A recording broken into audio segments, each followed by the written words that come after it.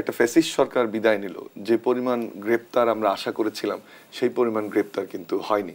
প্রথম আলো একটি ভয়ঙ্কর রিপোর্ট পাবলিশ করেছে যে আওয়ামী লীগের নেতারা দেশ ছেড়ে পালিয়ে যাচ্ছে। কোনো ধরনের মব জাস্টিস, মব কিলিং বা মব ক্রাইম আমরা চাই না, কোনোভাবেই কাম্য নয়। বিবিসির একটি রিপোর্টে উল্লেখ করেছে যে গত কয়েকদিনে সারা দেশে 21 জন মারা গেছে। গত 3 দিনে আমরা দেখলাম 3টি বিশ্ববিদ্যালয়ে এই ঘটনাটা ঘটেছে। কিন্তু একই সাথে যারা অপরাধী, যারা দেশকে একটা ফ্যাসিস্ট সরকারের অংশ ছিল, দেশকে একটা অনিশ্চয়তার দিকে নিয়ে গেল, দেশকে লুণ্ঠন করলো, তাদেরকে তো এভাবে বিনা বিচারে আমরা দেশের বাইরে যেতে দিতে পারি না। তাহলে সেই ঘটনাটি কিন্তু বলে যে এখানে সরকার যেভাবে চাচ্ছে সেভাবে হয়তো বা অন্যান্য যে সংস্থাগুলো সরকারকে সহায়তা করবে সেটা হচ্ছে না।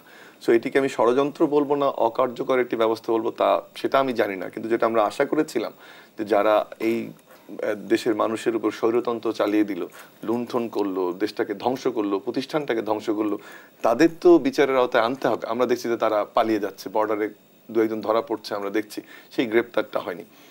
দ্বিতীয় যে বিষয়টি, যে প্রশাসনে যে পরিমাণ রদবদল আমরা আশা করেছিলাম বিভিন্ন স্তরে, সেটিও কিন্তু হয়নি।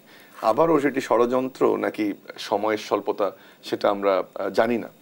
তৃতীয়ত যে বিষয়টি, আরেকটি বিষয় বলতে চাই, একটু মোশাররফ ভাই একটু আগে বলেছেন যে দলগুলোর মধ্যে মতপার্থক্য আছে কিনা, সেটি উনি হয়তো বা কম দেখতে পাচ্ছেন। আমি ওনার সঙ্গে ওই জায়গাটা একমত পোষণ করি যে কম দেখতে পাচ্ছেন, বা কিন্তু আমরা কিছুটা দেখতে পাচ্ছি।